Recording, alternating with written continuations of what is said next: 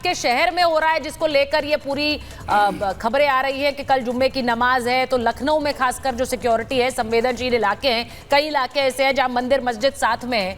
ये डर क्यों होना चाहिए? क्योंकि योगी आदित्यनाथ की सरकार है, वहां पर एक हाई अलर्ट है भाई कि किसी तरह का कोई विवाद नहीं खड़ा होना चाहिए। ये विवाद की स्थिति आई ही क्यों है लारी साहब? मुझे समझ नहीं आ रहा है, क्यों होना चाहिए विवाद? मैडम, पहले तो आपको याद होगा अभी कुछ दिन पहले, 2 ही 3 दिन पहले हम लोग बैठे थे, तो मैंने कहा था कि वो मेरा रिश्तेदार नहीं है कि मैं उस पर आंसू बहाऊं। मर गया, वो उसकी मौत लिखी थी, मर गया। हाँ। उसमें हम कुछ कर नहीं सकते, मेरे देश का है नहीं। मेरे देश के नागरिक को अगर चींटी भी काटेगी तो मुझे तकलीफ होगी।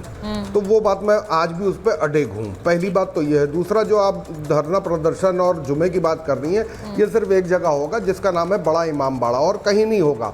योगी जी आराम से घंटा बजाएं, बैठ कर चादर तान के सोएं और कोई कहीं ना रखे, सिर्फ बड़े इमाम बाड़े पे पुलिस लगा दे, बाकी कुछ नहीं होना है। ये सिर्फ हाय हाय करेंगे, उसके बाद कुछ नहीं करेंगे, हम इनको भी जानते हैं। तीसरी बात ये है मैडम कि सबसे बड़ी बात है कि ईरान के साथ हम लोग के जो रिलेशन है, आज तक आपको एक लेटेस्ट न्यूज़ दे रहा हूँ, शायद आपको भी ना मालूम हो कि भारतीय नौसेना का युद्धपोतों ने ईरान बंदरगाह पे डेरा डाल दिया है। जल्दी ईरान और भारत युद्ध अभ्यास करेगा। मतलब हम किस रिलेशन पे जा रहे हैं? और यहाँ पे जाहिल लोग। लारी साहब, मैं आपको नहीं होगा, लेकिन मैं एक बात कह रहा हूँ। एक मिनट सर, मुझे आपसे बहस नहीं करनी है, प्लीज बहस नहीं करनी है, मेरी बात कंप्लीट होने दीजिए। मेरी बात कंप्लीट होने दीजिए। चलिए, नहीं है, मान ली आपकी बात नहीं है, लेकिन हमें जो भी पेट्रोल मिला, अरबों डॉलर के पेट्रोल मिले, रिबेट पे मिले और उधारी पे मिले, कई साल मिले। क्या हमारे रिलेशन खत्म हो गए? हमारे रिलेशन, ये कोई कह ही नहीं रहा है। मैं यही तो कह रही हूँ पेट्रोल को लेकर। लारी साहब, मैं यही कह रही हूँ कि रिश्ते कोई खत्म नहीं हुए, लेकिन यहाँ पर ऐसा लग रहा है कि सारे रिश्ते खत्म कर देंगे ईरान और इजराइल के चक्कर में। ये भारत में ऐसा लग रहा है। अब मुझे ये समझ नहीं आता कि अगर ईरान ने वहां पर हमला किया है तो यहाँ क्यों जश्न मनाए? यहाँ पर ऐसे जश्न मनाया जा रहा है जैसे कि पता नहीं हमने कोई जंग जीत लिया, ईरान ने वहां इजराइल पर हमला कर दिया। ये मुझे समझ नहीं आया। आप भी जश्न मना रहे थे क्या लारी साहब? मैं एक बात कह रहा हूँ, मैं एक बात बता रहा हूँ। मैंने तो पहले ही कहा कि नहीं। अब दूसरी बात मैं बता रहा हूँ, जब इजराइल फिलिस्तीनों को मारता है तो बड़ी गंदी गंदी बातें लिखते हैं। मैं तो ये पूछता हूँ, इजराइल वाले लोग गाय खाते हैं, मूर्ति पूजा का विरोध करते हैं, खतना भी करवाते हैं, फिर ऐसी क्या वजह है कि कुछ जाहिल उसको अपना बाप बनाए बैठे हैं कि वो जैसे ऐसे खुश होते हैं जैसे वो उनका बाप है? इसलिए खुश होते हैं कि वो मुसलमानों को मारा जा रहा है फिलिस्तीन में। अच्छा, आप बाप और बेटे पे बहुत जल्दी आ जाते हैं। इंट्रूडर्स लारी साहब, आप ये बाप और बेटे वाली भाषा में बहुत जल्दी आ जाते हैं, पता नहीं क्यों।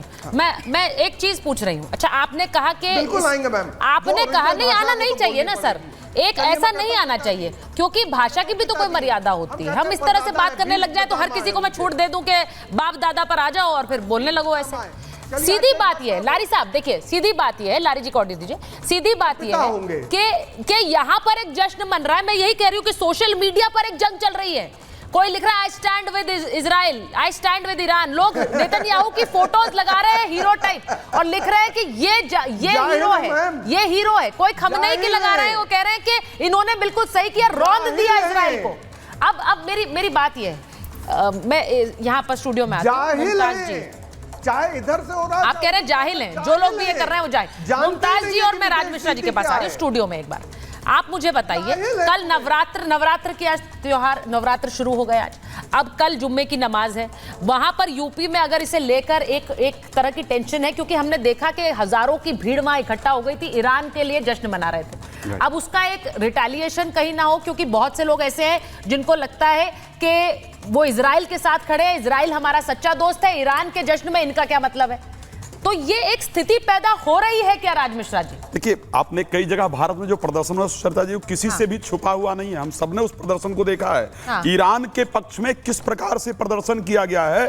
नसरुल्लाह जो कि एक आतंकवादी था, ये सब लोग जानते हैं। उसके पक्ष में किस प्रकार का प्रदर्शन किया गया है, आप सब लोग जानते हैं। सुन लीजिए, अब सुन लीजिए, अभी क्या बात कर रहे हैं? सरकार ने कहा, सरकार आप सुन लीजिए, पहले सुनना तो सीखे यार। बीच में बोलना झूठ क्यों बोल रहे हैं? कौन झूठ बोल रहा है? झूठ सुनने के लिए क्या कर रहा है? क्या क्या सरकार ने आतंकवादी आप कहा है। नसरुल्लाह का एक चीज हसन बता नसरुल्लाह को आतंकवादी दीजिए, हमारी हसन सरकार ने नसरुल्लाह का कहा है। बता दीजिए, जो सरकार उसने का अच्छा क्या किया हो। स्टैंड है आप एक बताइए। चीज बता दीजिए, हिजबुल्लाह एक और चीज बता हसन दीजिए, नसरुल्लाह के लिए एक बात सरकार बता का क्या दीजिए स्टैंड है? जी, आप कह रहे हैं कि मैं जब लुब बोलने उसने नहीं दे शब्द रहा कहा हूं, था, मैं झूठ बोलने सुन दूंगा। लो यार, कमाल की क्या बात कर रहे सरकार का हो आप। स्टैंड जब आपकी बारी आए तब जानती बोलिएगा कि ना, नहीं जानती? जब आपको बोलने के लिए कहा और जाए एक तब चीज बोलिएगा। सुनिए सुनिए पहले। मुमताज जी राजीव, अच्छा आप गलत मत सुनिएगा, कोई गलत सही नहीं है। मैं एक चीज बस बताना चाहती गलत नहीं सुन सकते। राज जी एक मिनट, आचार्य जी हाल है, झूठ बोलने की मुमताज जी जानते अरे एक सेकंड मुमताज जी, चले आते हैं मैं डिबेट बस में। ये कह रही आपको हूँ। पता है अब क्या किया उसने? अच्छा, एक कौन सा उसने मानवता काम कर दिया? हाँ, किया मुझे बताइए। आज सीरिया जश्न बिल्कुल मना उसकी किया है। मौत पर, वहाँ आतंकवादियों को मारा है। उसकी मौत पर, ISIS को मारा है। मुस्लिमों के साथ गद्दारी अच्छा, की। मुझे लगता है डिफरेंस क्या है? भाई मुमताज जी एक मिनट, अंबेसडर वोरा और क्या? अंबेसडर वोरा पागल जैसे हामियों को मारा है वहाँ पे। अरे भाई ये जंग जो है ना, ये I stand with Israel, I stand with Iran, या स्टूडियो में मत करिए। आचार्य जी एक सेकंड, एक minute Mumtaz ji please hold it. मैं आप लोगों से कह रही हूँ, एक जंग चल रही है देश में, इसी का उदाहरण देख लीजिए आप यहाँ स्टूडियो में। अरे ईरान के साथ ऐसे खड़े हो जाओ। एक सेकंड नहीं मुमताज जी, इस तरह से व्यक्तिगत टिप्पणियां मत करिए, वो भी नहीं कर रहे हैं, आप भी मत करिए। मैं एक चीज पूछ रही हूँ, डिफरेंस क्या है, सरकार का स्टेक क्या है? देखिए एक चीज बताती हूँ, अंबेसडर वोरा प्लीज मुझे correct me if I am wrong.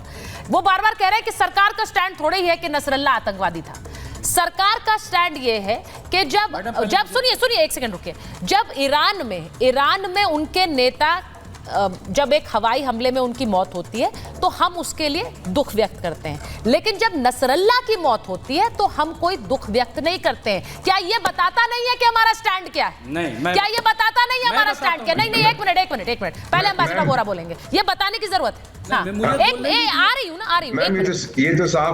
ये तो साफ बात है कि नसरल्ला किसी देश का हेड नहीं था, ना ही हनीय किसी देश का हेड था। yes. तो अगर किसी देश के हेड को कुछ होता है, नेचुरली हमारे उनके साथ बहुत अच्छे संपर्क हैं, ईरान के साथ बहुत पुराने संपर्क हैं, इजराइल के साथ 1950 से हमारी दोस्ती है, हमने उनको मान्यता दी है। पर एक चीज मैं कहना चाहता हूँ, जितने लोग बैठे हैं, करोड़ों लोग आपका प्रोग्राम देखते हैं, because you are very good. Ma'am, इनमें से कितने लोगों ने नाम सुना है रावी मुस्ताहा का? मुस्तफा नहीं कह रहा, मुस्ताहा का। मैं उन्हें मिला हुआ हूँ, अजीब सा नाम है। आप जानते हैं ये कौन है? कुछ ही घंटे पहले इजराइल ने इसको मारा है। ये हमास का प्रधानमंत्री था गाजा में, उसके बारे में शोर नहीं मचा रहे आप? He was the head of the Hamas government in Gaza। Ma'am, कुछ ही घंटे पहले उसको उड़ा दिया है, और एक साथ में और उसके व्यक्ति था, उसका विदेश मंत्री है कौन, उसको भी मार, या उनका security chief. But there is no noise about that, क्योंकि आपने नाम नहीं सुना। नसरल्ला का नाम सुना है तो हम बहुत शोर मचा रहे हैं। Doesn't make sense to me, ma'am. बहुत बड़ी बात कह रहे हैं वो। अब जरा आप एक बार अंबेसडर वोरा फिर से नाम दोहराइए मुमताज जी के लिए। मैं तो मिला हुआ, आई वाज इम्प्रेस्ड कि उसका नाम मुस्तफा नहीं है, मुस्ताहा है, रोही मुस्ताहा। आप मुझे ये बताइए मुमताज जी, आप मुस्ताहा को जानते थे?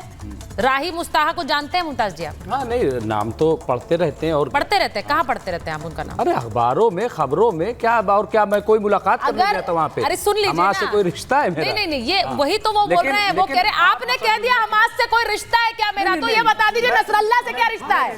नसरल्ला से क्या रिश्ता है? ईरान से क्या रिश्ता है? मैं आपको बता रहा हूँ, मैं आपको देखिए, तो ये कि हसन नसरुल्लाह जो है वो आयतुल्लाह हैं, एक बहुत बड़े धर्म गुरु हैं, मैं वो बताना चाहता हूँ।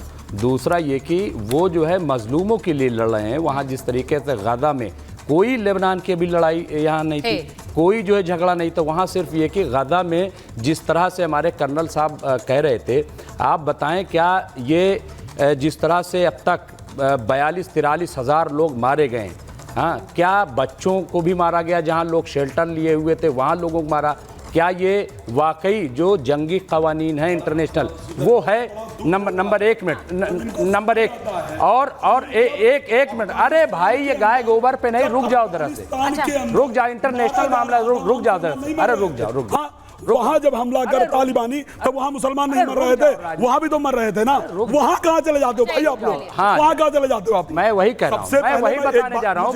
एक बात लगता है, मैं कर्नल साहब से सवाल कर रहा हूं, जरा कुछ सीख लूं मैं। कर्नल जी बैठे, जरा मैं कुछ आप लोग सीख लोगे तो बीच। कर्नल साहब, ऐसा है कि आप ये बताइए कि जिस इजराइल की आप बात कर रहे हो एज ए मुल्क, हम भी मानते हैं क्योंकि सरकार ने दोस्त है तो हम भी मानते हैं, लेकिन आप बताइए कि इजराइल कैसे वजूद में आया, किस तरह से बढ़ा, और आज कैसे उसने कब्जा कर लिया। और अटल बिहारी वाजपेयी ने 2001 में जो उनकी स्टेटमेंट है आज भी महफूज है कि फ़िलिस्तीन जो है फ़िलिस्तीनियों का, इजराइल का नहीं है, और फ़िलिस्तीन को मिलना चाहिए।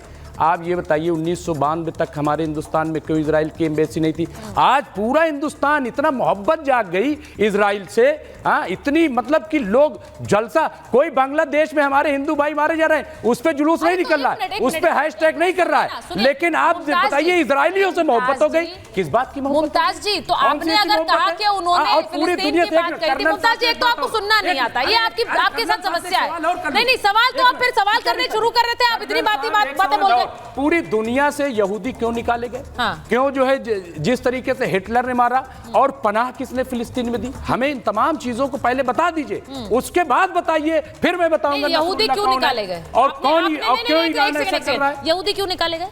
पूरी दुनिया से आप कह रहे हैं यहूदी निकाले, नहीं आप बताइए ना। ये तो कर्नल साहब ने सवाल कर्नल साहब तो बाद में जवाब देंगे, पहले आप बताइए ना, आप क्या बोलना चाह रहे हैं? यहूदियों को आपको नहीं पता है? सवाल तो वही करता है, आपको ये नहीं पता है? नहीं, मुझे नहीं पता क्यों आपको पता नहीं है यहूदियों को? पता है, पूरी दुनिया से निकाल दिया यहूदियों को, पता है क्यों मारे गए? आप जो इंसिनुएट करना चाह रहे हैं ना, आप जो ये बताना चाह रहे हैं, मैं कर्नल साहब जानना। अच्छा ठीक है।